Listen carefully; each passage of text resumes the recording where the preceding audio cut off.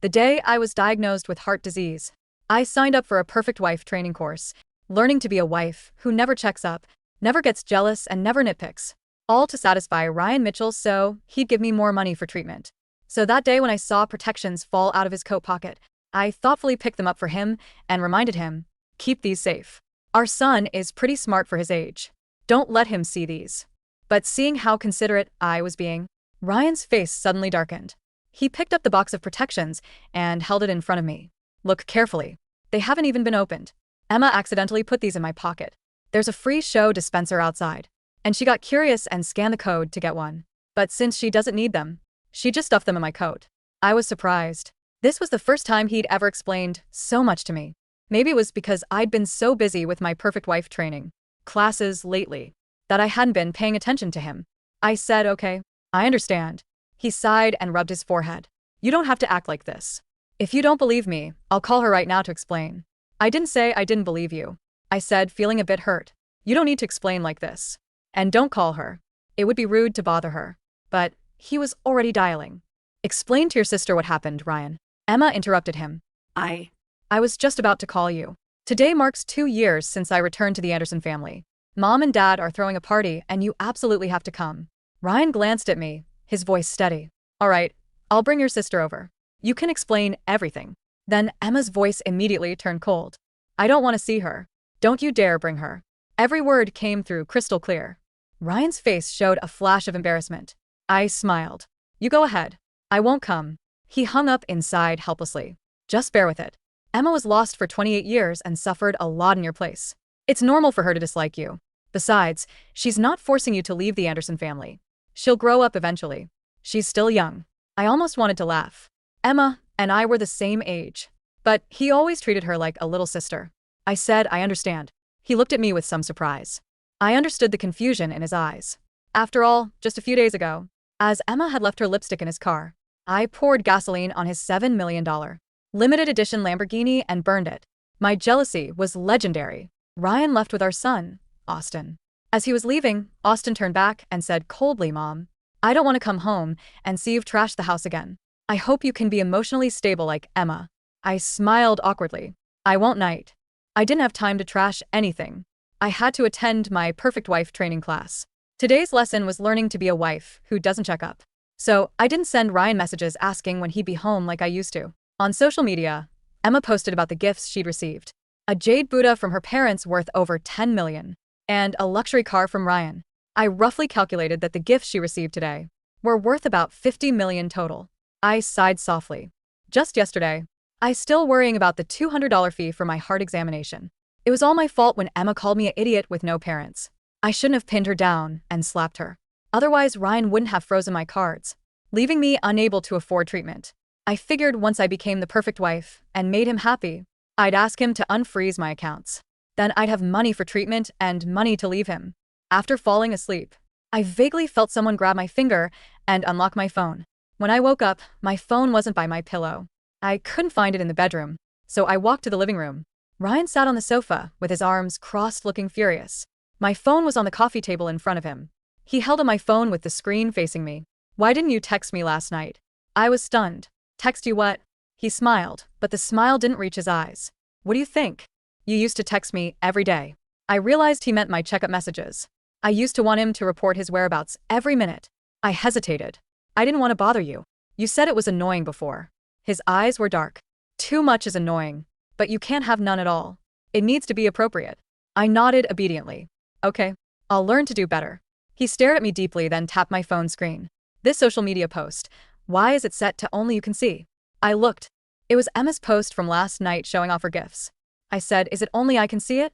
Yeah, Austin, and I can't see it on our feeds. Oh, she probably has her reasons for doing that. Ryan was quiet for a moment, his voice lower. I think Emma is targeting you. I was stunned.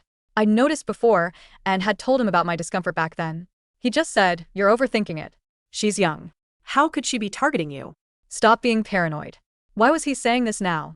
To be safe, I smiled. You're overthinking it. She's young.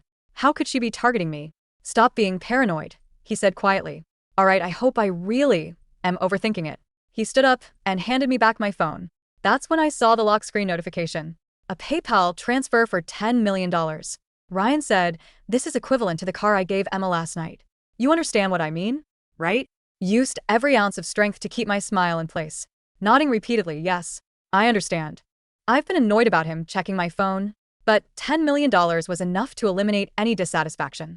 Looking at my account balance, I laughed softly. I had money for treatment now. Next, I get more money from Ryan. Once I'd saved enough to live comfortably for life, I'd be free.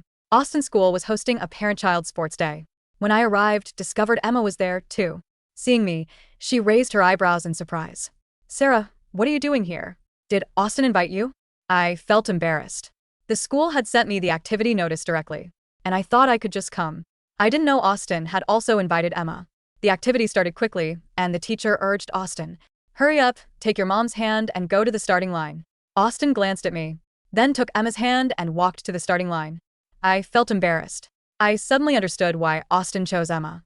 10 days ago, I'd caught Emma secretly teaching him to smoke. I panicked, pulled the cigarette from his mouth, and couldn't help but pat his back. Emma immediately pushed me away. "Sarah, isn't this a bit much? He was just curious and trying it." Kids are curious. You have to let them try things. Otherwise, they'll just think about it more. I suppressed my anger. Smoking is something he can try. He's so young. Do you know how harmful this is if he gets addicted? Emma's eyes reddened, her voice suddenly choked with tears. "I can't argue with you. I'm not his mother anyway. It's all my fault. Okay?" Austin coldly pushed me away. "Mom, I finally understand why Dad doesn't like you." He paused, then added, "I won't like you anymore either." Our relationship had been distant since that day. As I was about to leave, a small hand gently tugged up my sleeve. It was a little girl with pigtails, round eyes full of shy hope. "Miss, my mom and dad are too busy to come with me. Could you pretend to be my mom? That way the other kids won't look at me strangely." From below, Austin and I made eye contact, watched quietly, as the little girl and I went on stage to receive an award, clapping slowly. Somehow I felt his smile wasn't genuine. After the activity ended, as I was about to leave, a teacher came running over frantically. "Lily's mom, come quickly. Your daughter got into a fight with another kid." Lily was the little girl's name. When I got there, I saw Austin and her wrestling, both with scratches on their faces. Austin pressed his lips together, his voice hard. "I hit her because she stole my mom." The teacher pointed at Emma in confusion. "Isn't this your mom?" The teacher's question hung in the air, sharp and awkward. "Isn't this your mom?" She was pointing at Emma. Austin froze. The scratches on his face were bleeding slightly, but he didn't wipe them. He looked at Emma, then at me, his chest heaving with the exertion of the fight. He was waiting. In the past, I would have rushed forward, screaming that I was his mother, demanding he acknowledge me, causing a scene that would humiliate us all. But I checked my mental notes from the Perfect Wife Manual. Rule number 14. Maintain dignity. Never force affection. I stepped forward, my heels clicking softly on the pavement. I offered the teacher a polite, practiced smile, the kind that didn't show teeth. "No," I said, my voice calm and detached. "That is his aunt. I am his mother." I didn't reach out to Austin. I didn't scold him. I simply turned to the little girl, Lily, and knelt down. I took a sterile wipe from my purse and gently dabbed the scratch on her cheek. "I apologize on behalf of my son," I said to Lily and her rushed parents who had just arrived. "He has been going through a difficult phase. I will cover all medical expenses and any emotional damages." Austin's eyes widened. He looked at my hands, hands that used to grab him in desperate hugs, now tending to another child. "Mom," Austin started, his voice cracking. It's okay, Austin," I interrupted softly, standing up and smoothing my skirt. I pulled out my phone. "I've called the driver. He will take you and your aunt home. I have a class to attend." "You're not coming with us?" Ryan asked. He had appeared behind the crowd, watching the scene with an unreadable expression. "No," I said. "I have my training. Besides, Emma is here. She's better at handling him, apparently." I turned and walked away. I didn't look back. If I had, I might have seen the terror in my son's eyes. He had pushed me away for months, but this was the first time I had let go. The $10 million sat in my account like a heavy stone. It wasn't just money, it was my lifeline. The next day, I skipped the Perfect Wife class. I didn't need to learn how to fold Ryan's underwear anymore. I needed to see Dr. Henderson. "Your heart function is down to 35%, Dr. Henderson said, looking at the charts. "Sarah, you can't keep delaying the surgery. You need the valve replacement and the bypass." Now.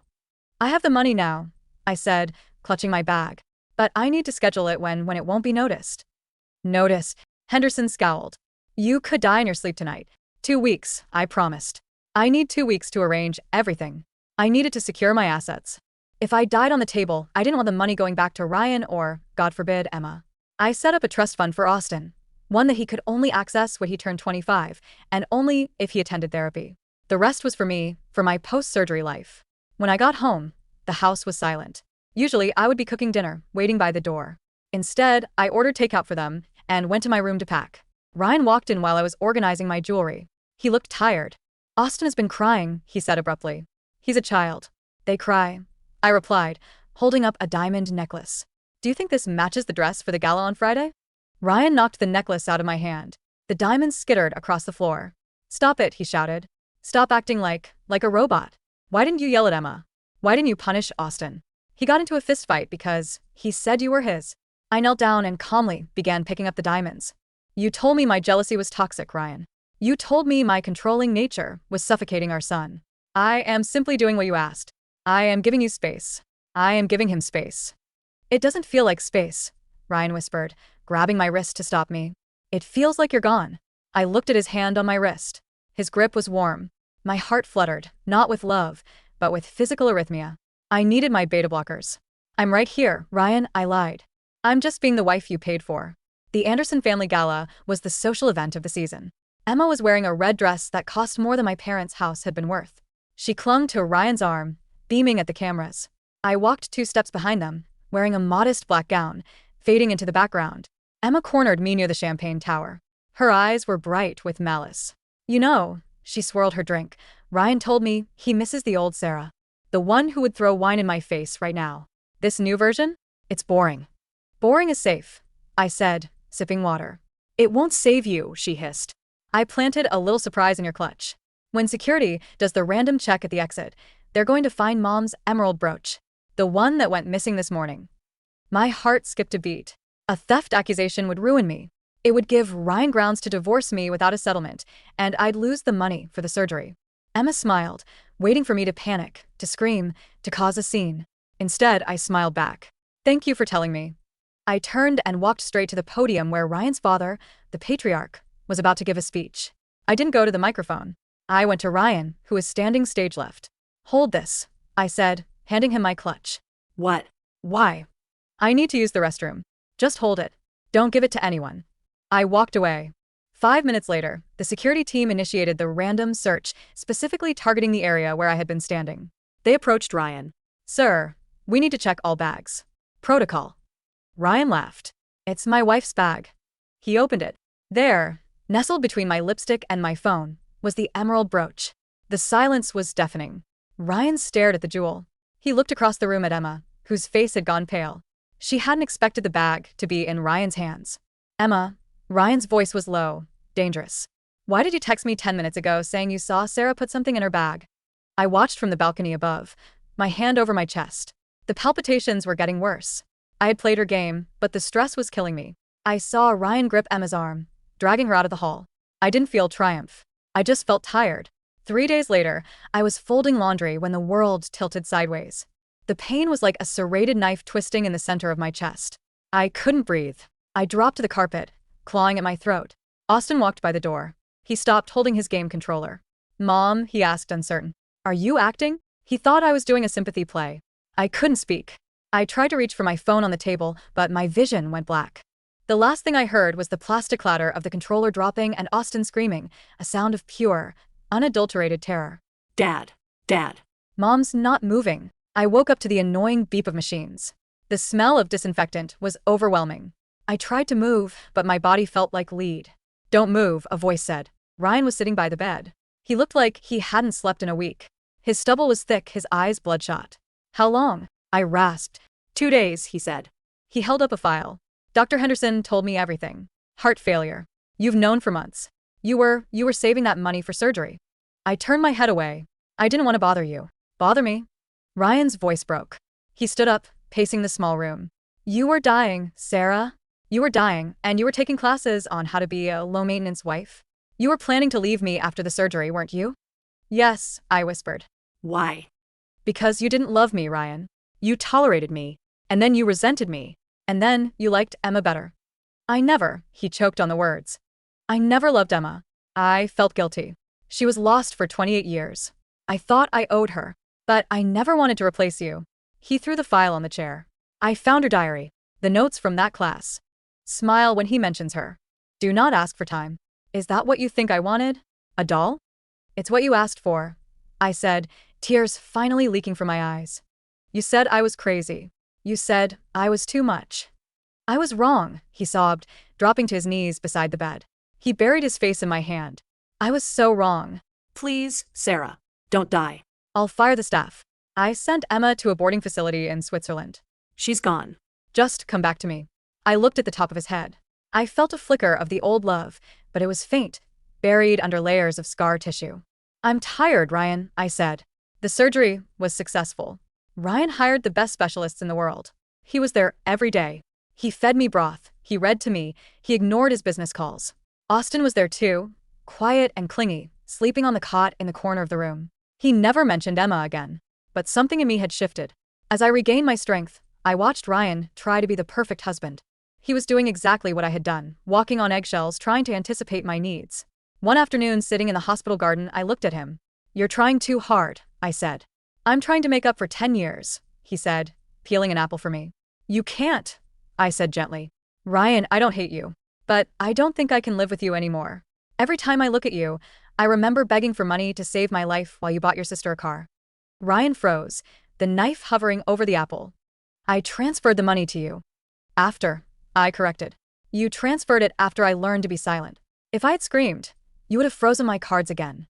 He didn't argue. He knew it was true. I need to go, I said. I need to heal somewhere where I'm not Ryan's wife or Austin's mother. I need to be Sarah. What about Austin? He can come with me for the summer, if he wants. But I'm leaving the city. Ryan looked at me for a long time. Finally, he nodded. It was the first time he had ever truly respected me. The sun over the Tuscan vineyard was warm, unlike the cold gray of the city I had left behind. I walked through the rows of grapes, checking the harvest. My heart beat steady and strong in my chest, a rhythm I no longer feared. Mom, a tall teenager ran toward me. Austin, now 15, was tanned and smiling. He held up a letter. I got into the art program, he said, breathless. I knew you would. I hugged him. We walked back to the farmhouse. A car was parked in the driveway. A black sedan. I knew who it was before he stepped out. Ryan looked older. There was gray in his temples. He didn't look like the arrogant billionaire anymore. He looked like a man who had carried a heavy weight for a long time. He stood by the car, hesitant. I was in Italy for business, he said. The same excuse he had used for the last 4 years, appearing once a year. Hello, Ryan, I smiled. It was a genuine smile. You look happy, he said. I am. Emma is getting married, he said awkwardly. To a man twice her age. She's miserable. I don't care, I said. And I truly didn't. The name sparked no anger, no jealousy. Nothing. Ryan kicked the dirt with his expensive shoe. The house is still empty. I haven't changed anything. You should sell it, I said. It's too big for one person. I'm still waiting, he said, his voice quiet. I'm still waiting for the perfect wife training to wear off. For you to come back and yell at me. I laughed softly, shaking my head. That Sarah died, Ryan. She died the day she saw the protections in your pocket. I walked over and placed a hand on his arm. It was a gesture of kindness, not possession. You need to forgive yourself, Ryan. And let me go. He looked at me, his eyes wet. He placed his hand over mine. For a moment, we stood there, the history of our pain stretching between us. Okay, he whispered. Okay. He got back in the car. He didn't look back as he drove away. I watched the dust settle on the road. Austin came out onto the porch, holding 2 glasses of lemonade. Is he gone? Austin asked. Yes. I took the glass. Is he coming back? Maybe, I said, taking a sip. But it doesn't matter. I turned my face to the sun, closing my eyes. I wasn't a perfect wife. I wasn't a jealous woman. I was just Sarah. And for the first time in my life, that was enough.